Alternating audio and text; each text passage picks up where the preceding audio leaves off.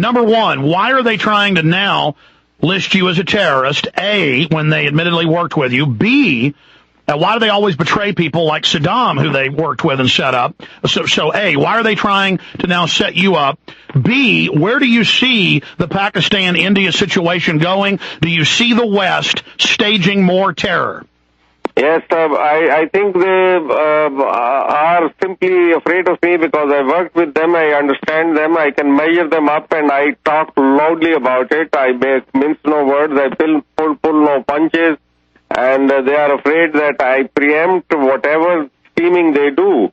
And I am loud-voiced, there is no doubt about it, and I speak the truth. They are trying to frame me, there is no truth in it. If they had anything about me, when I applied for a renewal of my visa to America, why did they not give it to me? Because if they have something, they are looking around for terrorists. Why this terrorist wants to come over and visit America, nab me, interrogate me, take me to task, take me to court, do whatever you like. It only shows that they have a malafide. As far as Saddam Hussein is concerned, this is their habit. It is a very bad habit. They cultivate friends who become like Pervez Musharraf, dictators, and then they make use of them, and then they turn upon them, and in fact the nations suffer because of their policies. And what was the last part of your question? All right. Where is the India-Pakistan relation going? Sir, hold on one moment, General. John... Yes, hold on, General. General, one moment, because I only have a few minutes left. John, skip this network break for stations. I'm skipping because I'm going to let him go in 3 minutes. I don't want to hold him any longer, but I'm skipping this break because this is too newsworthy. Yes, sir. I'd like you to answer that question about what do you think, knowing them, working with the globalists, the New World Order, in the past when it was still America, before we were totally dominated. What do you think their next moves are probably most probable, A, and then finally, the attacks against the government in Pakistan using Muslim fronts, does that appear to be the West trying to destabilize your government? They keep trying to kill the government. They killed Bhutto. They keep bombing government buildings. They keep bombing hotels. It appears the West is using false mujahideen to try to overthrow Pakistan.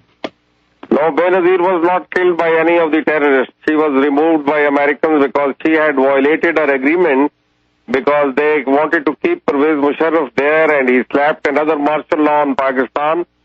So she had become rebellious, and such a person who is a popular leader of a third world country, head of the largest political party, a woman who they could not attack as fundamentalist because she was so westernized. Therefore, it was very important for them to remove her because they have a mischievous plan which they want to put through. So they have installed instead Mr. Zardari, whom they can blackmail very easily, but have allowed him to keep the powers that of a dictator. And in fact, he is the one who is calling all the shots in Pakistan. So if at all Pakistan is already destabilized politically, our judicial institution simply does not exist because there is a judicial crisis. Recently, the dethroned Chief Justice of Pakistan. Yes, who is staging the terror attacks? Because they're clearly aimed at the government, or is that the government staging them as a pretext to crack down? No. This is because Lal Masjid was attacked, and I think George Bush addressed his nation on radio immediately after that, said this was part of our plan in war against terrorism, because they were suspecting that Pakistan Army and the inter-services intelligence were not fully cooperating because they did not consider it was their war. Therefore, they created this situation where the terrorists, out of sheer revenge, this is called Pakhtunwali. This is a tradition. It has nothing to do with Islam. It is the Afghans were beholden to this tradition long before they became Muslim, and they are still carrying it out. When you take action against an Afghan, kill his daughter or his wife or his sister, he will take revenge, no doubt. What happens? Then he does not behave like a Muslim or any other entity.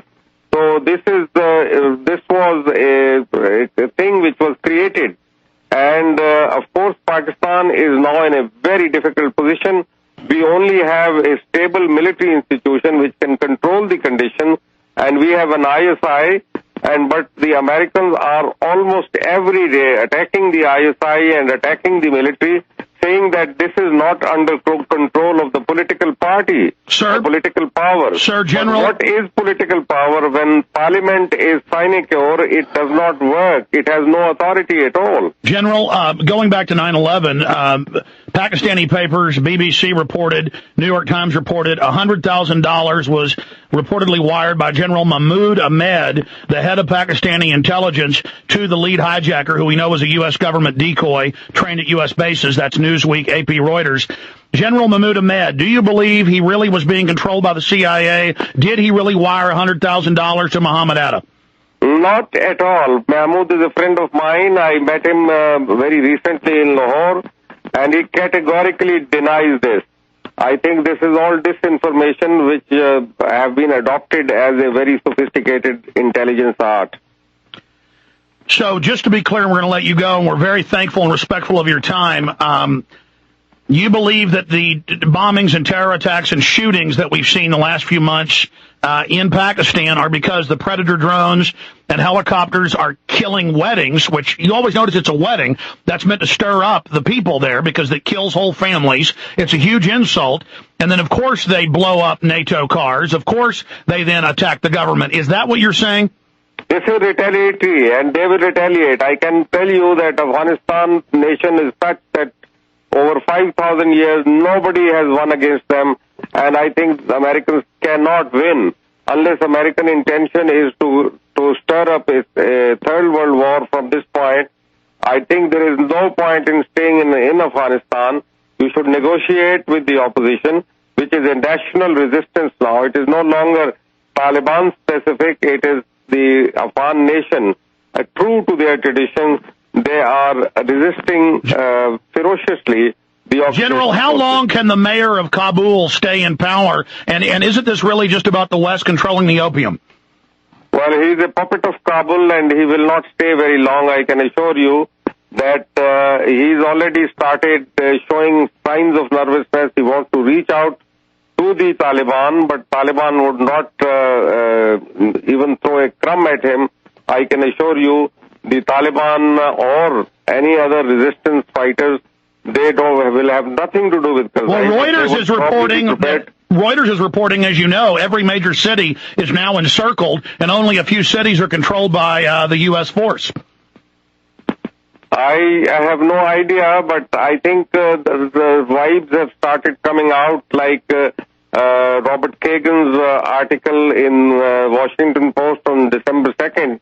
It echoes what is the World at Risk report.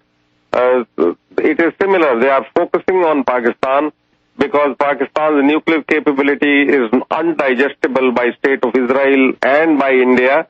And therefore, there is every possibility that Pakistan becomes a target.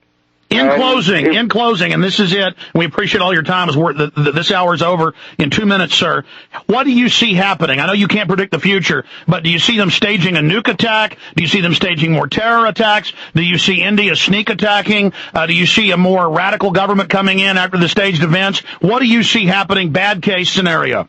No, Indians are not so stupid. I think they have seen through the game. And the leftist parties, that is the left front, they are called, the communist parties in India are very strong.